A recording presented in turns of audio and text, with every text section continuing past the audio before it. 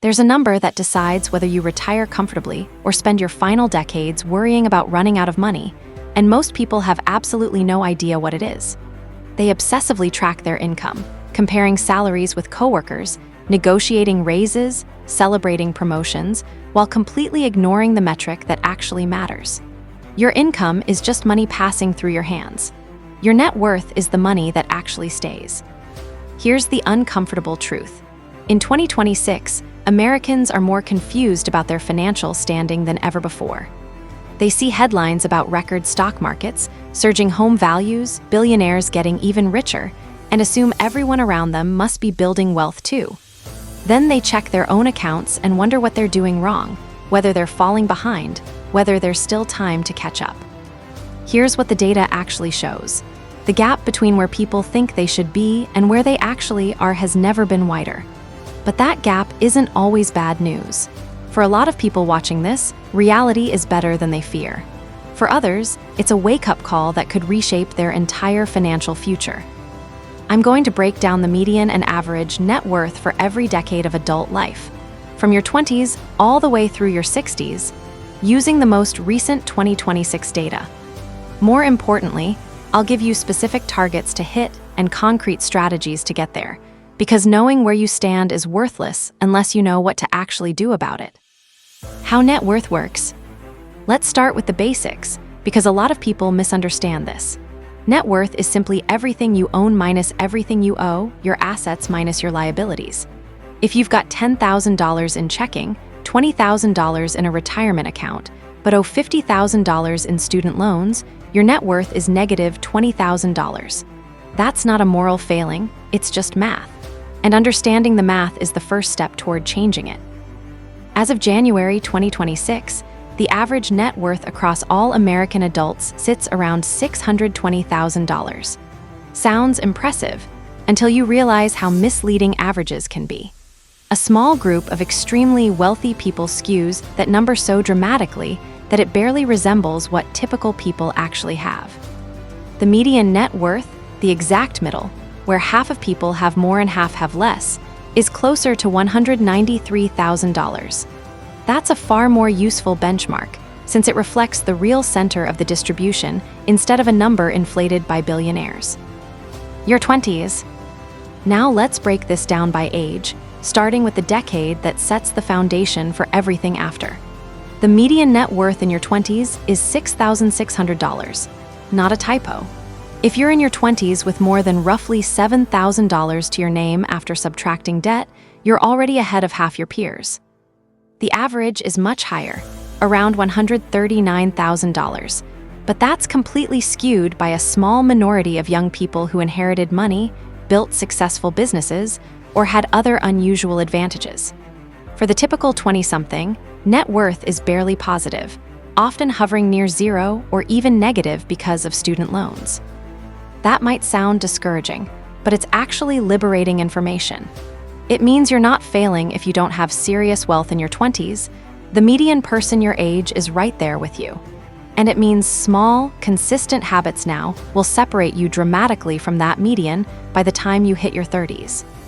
The target net worth to aim for by age 30 is roughly 1 times your annual salary, a benchmark from Fidelity's retirement research that puts you on track for long-term security. Since the median income around age 30 is roughly $60,000, that means targeting a net worth of about $60,000 by your 30th birthday. That's a big jump from $6,600, but you've got an entire decade to close that gap. Here's how. First, avoid consumer debt. Not student loans, which usually carry manageable rates and represent an investment in your future earning power. I mean credit card debt, buy now pay later schemes, personal loans for discretionary spending, anything above 10% interest funding consumption instead of investment. That kind of debt compounds against you, quietly eroding your net worth faster than most people realize. Every dollar owed at 20% interest requires you to earn significantly more than $1 just to break even. Second, build a savings rate of 15–20% of your income. This is the single most powerful predictor of long-term wealth, more important than investment returns, more important than income level, more important than any other financial metric. Someone earning $50,000 while saving 20% will almost always end up wealthier than someone earning $100,000 while saving 5%. Third, invest in your skills and position yourself for income growth. Your 20s are the perfect time to experiment. Different jobs, industries, side hustles, certifications that raise your market value. I've seen people double their salary in a single year just by picking up database management, digital marketing, video production, or in-demand trade skills. The skills you build in your 20s compound just like interest does, paying dividends for the next 4 decades of your career. Your 30s. Moving into your 30s, median net worth jumps to $23,000. Still modest, but real progress. The average climbs to around $326,000, again, heavily skewed by outliers. For most people in their 30s, net worth is just beginning to take shape. Fidelity recommends having 3 times your salary saved by age 40. If you're earning around $72,000, roughly the median for ages 35-44, that means targeting a net worth of about $216,000 by 40. Earning $100,000. Adjust that target to $300,000. Your 30s are when your financial trajectory starts to really matter. The decisions you make now tend to lock in outcomes for the next 3 decades. Here's what to prioritize. First, wipe out all debt except your mortgage. Your 30s should be prime earning years, when income growth and career capital both compound. The last thing you want is consumer debt eating into your cash flow and blocking your investments from compounding. Systematically clear out student loans, car loans, credit cards. By the end of your 30s, your mortgage should be the only debt left. Second, fight lifestyle inflation with everything you've got. This is the decade when lifestyle creep is most dangerous. You start earning more and suddenly want a nicer car, a bigger place, pricier vacations, and every raise gets absorbed into upgraded spending instead of savings. The fix is deliberate restraint. Treat raises as wealth-building opportunities, not spending opportunities. When your income jumps 10%, let your lifestyle grow by 3% and invest the rest. Third, build a real emergency fund. Your 30s bring responsibilities your 20s rarely did: kids who need care, a home that needs maintenance, parents who might need support. These create the potential for surprise expenses that can derail your progress if you're not prepared. An emergency fund of 3-6 months of expenses, 6-12 if you're more cautious, gives you the cushion to keep temporary setbacks from becoming permanent damage. Your 40s. Moving into your 40s, median net worth rises to about $69,000. The average jumps to around $751,000, and that widening gap between median and average tells its own story. Wealth inequality accelerates sharply in middle age. Some people have built substantial portfolios, while others have accumulated very little. The target by age 50 is 6 times your annual salary. At the median income of around $72,000 for this age group, that's roughly $432,000. Earning $100,000. Target $600,000. These aren't arbitrary, they're based on decades of retirement security research. Your 40s are a mixed bag. Some people have teens headed to college, others have no dependents at all, and some are simultaneously caring for aging parents and raising young kids. The financial squeeze can be intense, with competing priorities pulling at every available dollar. Still, 3 priorities apply almost universally. First, plan for your major expenses with actual numbers. Whether it's paying off your mortgage, funding college, or maxing out retirement contributions, you need concrete targets and timelines instead of vague intentions. If paying off your mortgage by 50 is the goal, calculate exactly what that takes: extra payments, refinancing, income increases, expense cuts, and build it into your monthly budget. Second, calculate your actual retirement number. I've covered this in more detail elsewhere, but the basic formula is: figure out your expected annual retirement expenses, pick a withdrawal rate you're comfortable with, typically 3.545%, and work backward to find your target portfolio size. If you expect to spend $60,000 a year in retirement and plan to withdraw 4% annually, you need roughly $1.5 million. Knowing this number gives you a concrete goal to work toward. Third, put an estate plan in place. If you have dependents, Kids, a spouse, anyone who'd be affected by your death or incapacity, you need a will, healthcare directives, and power of attorney documents. These aren't complicated to set up, and templates are available online that you can customize and notarize. The peace of mind is worth the few hours it takes. Your 50s. Your 50s bring a big jump in median net worth to about $180,000. The average tops $1.3 million, still skewed by the wealthy minority. But the median, the real middle, shows that a lot of Americans are entering their 50s with far less than retirement experts recommend. Fidelity suggests having 8 times your salary saved by age 60. At the median income for this age range, around $69,000, that's roughly $552,000. Earning more? Adjust proportionally. 8 times $100,000 is $800,000.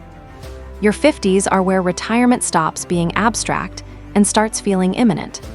Less than 15 years now separate you from traditional retirement age, and the decisions you make in this decade have an outsized impact on your quality of life for the next 30 years. 3 strategic shifts matter most here. First, diversify and shift your asset allocation towards stability. A 90% stock portfolio might make sense at 30, but by 55 you need more conservative positioning. You have less time to recover from a downturn, and the sequence of returns right before and after retirement can dramatically affect how long your money lasts. That doesn't mean abandoning growth entirely, but it does mean shifting more toward bonds, fixed income, and other assets that provide ballast. Second, get specific about what your retirement lifestyle will actually cost. Not a vague sense that you'll spend less, an actual number. Will you travel a lot or stay close to home? Downsize or keep the family house? Relocate somewhere cheaper? Support grandkids or aging parents? Each choice meaningfully changes your required savings, so the more precise your estimate, the better your plan. Third, max out your retirement contributions using catch-up provisions. In 2026, the 401(k) contribution limit is $24,500 for everyone, but workers 50 and older can add an extra $8,000 for a total of $32,500. Those aged 60-63 get an even bigger catch-up of $11,250, bringing their total to $35,750. For IRAs, the base contribution is $7,500, with an additional $1,100 catch-up for those 50+, totaling $8,600. These catch-up provisions exist specifically to help you accelerate savings right before retirement. Use them. One important note for 2026. If you earned more than $150,000 the prior year, your catch-up contributions to employer plans must now be made as Roth contributions under Secure 2, meaning they go in after tax, but grow and come out tax-free in retirement. Plan accordingly. Your 60s. Entering your 60s, median net worth reaches about $275,000, and the average climbs to around $1.58 million. This is the wealthiest decade for most Americans, the payoff of 40 years of working, saving, and letting compound growth do its job. Fidelity's final benchmark suggests 10 times your salary by age 67, the traditional retirement age, roughly $635,000 at median income levels. But I'd actually encourage you to aim higher, 20 times your annual expenses, rather than 10 times your income. Here's why that distinction matters. Most retirement rules of thumb use income as the multiplier, but income and expenses aren't the same thing. Someone earning $100,000 while living on $60,000 only needs to replace $60,000 a year, not $100,000. Using expenses as your baseline gives you a far more accurate target. Planning to spend $50,000 a year in retirement? 20 times that is $1 million, which, withdrawn at 4% annually, produces exactly the $50,000 you need. The good news: most retirees naturally spend less than they did while working. Mortgages get paid off, kids become financially independent, work-related expenses vanish, and savings contributions stop since you're now drawing down instead of building up. A lifestyle that cost $80,000 to maintain at 50 might only require $50,000 at 70. 3 priorities matter most in your 60s. First, finalize your retirement, move from planning into execution. Know exactly how much you'll need, exactly when you'll claim Social Security, exactly how you'll structure withdrawals to minimize taxes. Estimation time is over. You need precise numbers and specific dates. Second, shift your focus to capital preservation. Your working years are ending, which means you can no longer replace what you lose. The aggressive growth strategies that made sense at 35 become dangerous at 65. That doesn't mean hiding everything in bonds, but it does mean protecting what you've built becomes just as important as growing it. Third, pay off your mortgage if you haven't already. If you bought your home in your 30s with a 30-year mortgage, it should be wrapping up right around now. A paid-off home dramatically lowers your required retirement income and gives you housing security no matter what the markets do. The median versus average gap. Now let's talk about something that gets glossed over in most net worth discussions: the massive gap between median and average at every single age. Look at the numbers again. In your 50s, the median is $180,000, while the average is $1.3 million. That means a small handful of wealthy households are pulling the average way up. If you're comparing yourself to the average and feeling behind, you're measuring yourself against a number inflated by the ultra-wealthy. But there's another way to read that gap. It proves above-average wealth building is genuinely achievable within a single lifetime. The people sitting on $1.3 million in their 50s mostly didn't inherit it. They built it through decades of high savings rates, smart investing, and avoiding the consumer debt traps that hold most Americans back. The question isn't whether building substantial wealth is possible. The data proves it is. The question is whether you're willing to adopt the behaviors that make it happen. Where you actually stand. Here's a framework for thinking about where you should be, not compared to the median, but compared to your own potential. If you're below the median for your age and earn an average income, you're not in crisis, but you need to raise your savings rate and eliminate high-interest debt immediately. The gap is closable if you start now. If you're at or near the median but earn well above median income, you're underperforming relative to your potential. You're likely dealing with lifestyle inflation, earning more but spending proportionally more, leaving your savings rate flat. The fix is aggressive lifestyle adjustment to bring your spending back in line. If you're above the median but below the Fidelity benchmarks, you're on a reasonable track but not quite where you need to be, bumping your savings rate up even a few percentage points, and capturing your full employer match can close that gap. And if you're meeting or beating the Fidelity benchmarks for your age, you're on track. Don't get complacent. Keep doing what got you here, but recognize you're ahead of most Americans with a real foundation for financial security. What actually determines the outcome?